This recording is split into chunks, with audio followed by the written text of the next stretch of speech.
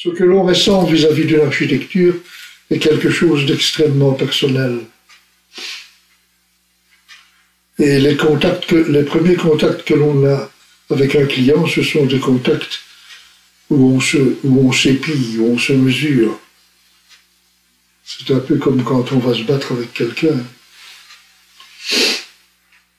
On essaie de voir jusqu'où il va aller et jusqu'où on va pouvoir aller.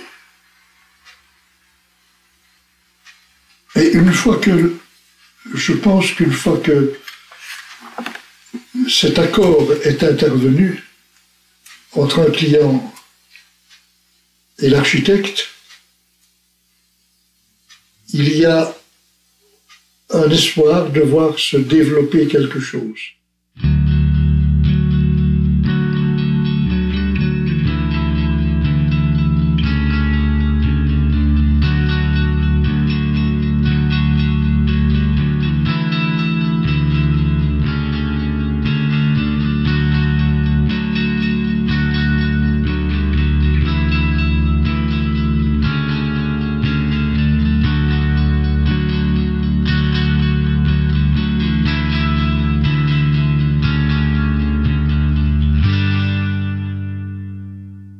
Nicolas Simon naît à Fex-Slin en 1931. Sa mère est femme au foyer. Son père, quant à lui, est ouvrier qualifié à la Fabrique nationale de Herstal. C'est à Saint-Luc, à Liège, qu'il entame sa formation en architecture. Simon se plonge dans la presse architecturale pour trouver l'inspiration. Ses premiers dessins témoignent de la fascination qu'exerce sur lui le mouvement moderne. Ses études le confrontent à des exercices stimulants. On y retrouve, entre autres, une usine fonderie qui développe un langage fortement influencé par Le Corbusier, même si l'utilisation de couleurs primaires témoigne d'une volonté de l'architecte d'associer des interventions sensibles à un programme a priori très rationnel. Pendant les vacances d'été de 1955, Nicolas Simon rencontre l'architecte Lambert Jacquemin qui lui propose de dessiner sa maison. Simon réalise un avant-projet qui sera rapidement accepté et légèrement remanié par le commanditaire et son équipe de dessinateurs. Le rapport qu'entretient Nicolas Simon avec l'œuvre de Le Corbusier se veut bientôt plus concret. En 1955, peu avant la fin de ses études, il se lance sur les routes de France pour une aventure moderniste. Avec son ami et bientôt collaborateur Lucien Nahan, il se rend dans l'atelier de Le Corbusier à Paris, où il rencontre son bras droit, André Wogensky. 1958 est une année charnière. Nicolas Simon a 27 ans et se marie avec Marie-Josée Trine. Peu après son mariage, Nicolas officialise sa collaboration avec Lucien Nahan. L'agence prend le nom de UTA, Urbanisme technique et architecture humaine. Les tâches se répartissent facilement selon les prédispositions de chacun. Une maison doit être solide, elle doit convenir aux gens qui l'habitent et ils doivent y trouver leur plaisir. Donc solidité, convenance, jouissance. Ça n'a pas changé. Moi, j'ai ajouté une notion, la flexibilité. Il faut se connaître d'abord. Si on ne se connaît pas, on se coupe de la possibilité de servir les autres. Parce qu'on assimile les autres à ce que l'on perçoit superficiellement de soi-même. C'est un architecte, il fait sa propre maison, donc il n'a pas de client à respecter. Enfin si, il a un client, c'est lui-même, et c'est même beaucoup plus difficile, parfois. Donc, il a fait une première étape, voilà, son premier avant-projet n'était pas du tout flexible. Et alors il se reconfronte à lui-même, et il se rend bien compte à ce moment-là, en faisant le travail, finalement, d'élaborer sa maison, c'est un travail sur lui-même qu'il fait. Donc, en faisant ce travail, il se dit, ben voilà, je vais devoir simplifier ma maison, je vais devoir... Et je ne pense pas que c'est lui-même consciemment se disait, je veux faire une maison flexible à ce moment-là. Mais c'est en faisant l'exercice, je pense qu'il s'est rendu compte de la chose et que c'est devenu presque, je vais dire, évident. Je suis un adepte forcené de la mobilité, de la flexibilité. Mais c'est une notion qui qui est peu accessible aux gens. Pour moi, une maison doit pouvoir se modifier selon le bon vouloir de son occupant, qui lui-même évolue tout le temps. Je ne suis plus le même que lorsque j'avais 25 ou 30 ans, ni 40.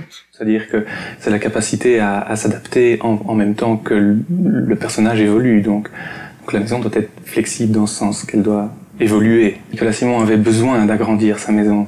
Et donc il a prévu ça dans sa conception. Donc il a établi un système qui lui permet en fait d'évoluer, d'ajouter des modules. Mais la flexibilité, c'est aussi au niveau des fonctions et au niveau du temps qui passe dans la maison. Voilà, qu'est-ce qu'on va faire d'une chambre quand elle n'est plus occupée? Est-ce qu'on peut l'utiliser autrement? Et souvent, au niveau du volume, de l'espace, c'est facile, voilà, c'est un espace à occuper. Mais au niveau de la mobilité, c'est parfois compliqué. Si on veut faire quelque chose dans une chambre, il faut avoir l'accès efficace.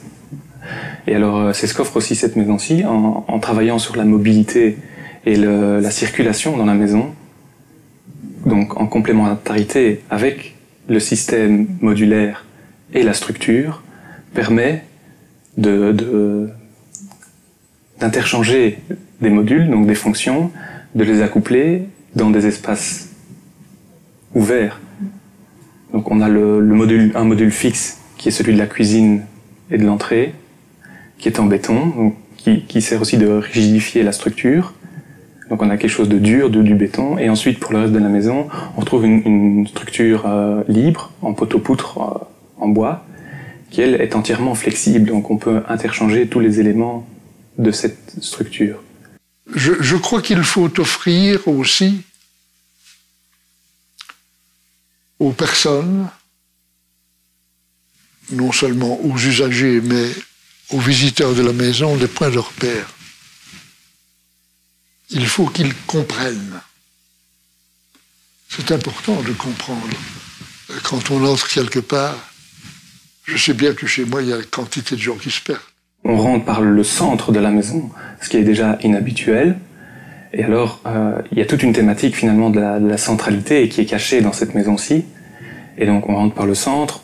On a déjà une première question, est-ce que je vais à gauche, est-ce que je vais à droite? Il y a une porte à gauche, une porte à droite.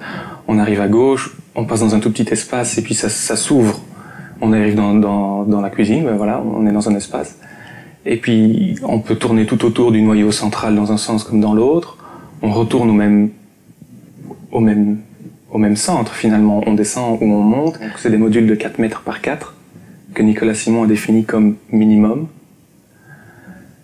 pour y introduire une fonction. Donc dans un module de 4 mètres par 4, on peut mettre une table, 4 chaises, manger, et en même temps pouvoir traverser cet espace.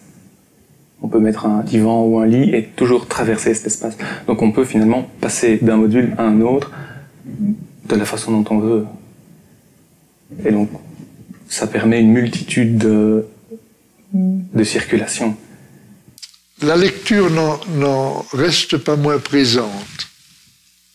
Elle est peut-être, dans certains cas, déroutante, mais elle est présente. Une fois qu'on l'a bien comprise, qu'on l'a intégrée, qu'on l'a digérée, je trouve ça indispensable. On comprend aussi, à force de prendre possession de la maison, les promenades qui sont possibles. Il y a des maisons dans lesquelles on ne sait pas se promener. On va d'une porte à l'autre, c'est banal. Moi, j'aime bien une maison dans laquelle on peut découvrir des choses.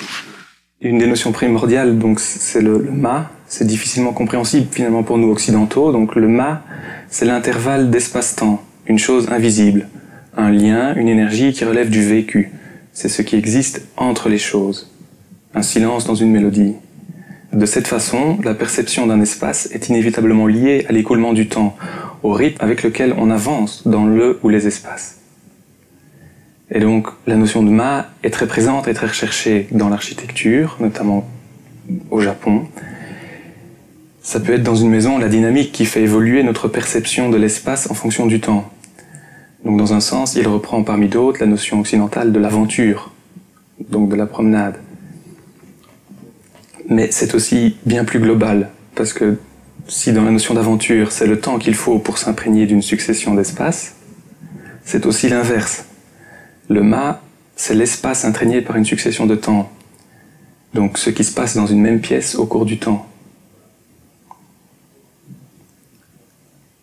Dans ce sens, elle englobe la notion de flexibilité, puisqu'il va se passer plusieurs choses dans une pièce au cours du temps, donc c'est finalement la maison qui évolue dans ce sens-là.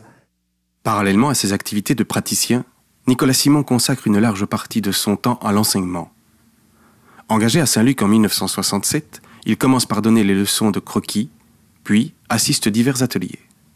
Mais surtout, il assume une part fondamentale des activités de recherche mises en place au sein de l'école, en encadrant tous les mémoires. C'est ainsi que plusieurs générations d'étudiants ont côtoyé Nicolas Simon dans le cadre de leurs travaux de fin d'études. Je me suis toujours efforcé, quand j'ai été en atelier d'architecture, de pousser les étudiants à faire ce qu'ils avaient envie de faire, mais je mettais implicitement la condition qu'ils se laissent guider. Ce que nous ressentions, c'est qu'on était des petits à qui il fallait apprendre, parfois par le jeu, à qui il fallait donner la main, et ils se moquaient gentiment, de manière bienveillante. Ils nous taquinaient, en fait. Nicolas Simon entamait ses dernières années de carrière dans l'enseignement lorsque j'ai commencé l'architecture en 92. Et les cours qu'il nous donnait étaient essentiellement des cours de théorie de l'architecture, mais il y avait aussi des cours d'études d'édifices majeurs de l'histoire de l'architecture. J'ai énormément appris. Je me suis rendu compte que l'architecture, ça touchait à bien plus de choses encore que ce que j'avais pressenti.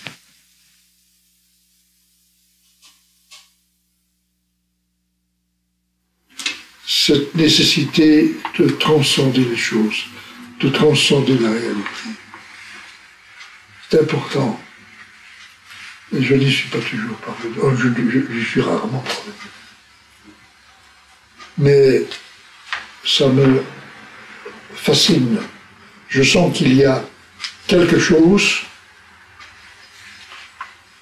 que je n'ai pas encore pu maîtriser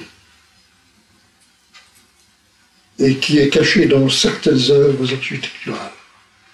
C'est bien le tracé régulateur, mais il y a autre chose qui se cache derrière quelque chose qui respire l'équilibre. Et on ne réussit pas à tous les coups, parce que si Alberti a réussi avec Santa Maria Novella, qui était une façade qui ne demandait qu'à être achevée, elle était en grande partie, du moins pour le rez-de-chaussée, achevée depuis 200 ans, je crois. Ce qu'il a réussi là-bas, il n'a pas réussi à San Andrea de Mantoue. Ce n'est pas équilibré comme ça. Et sa manière de jouer avec quelque chose qui existe et de combiner ce quelque chose avec ce qu'il imagine de faire, là, il y a quelque chose qui me dépasse, là.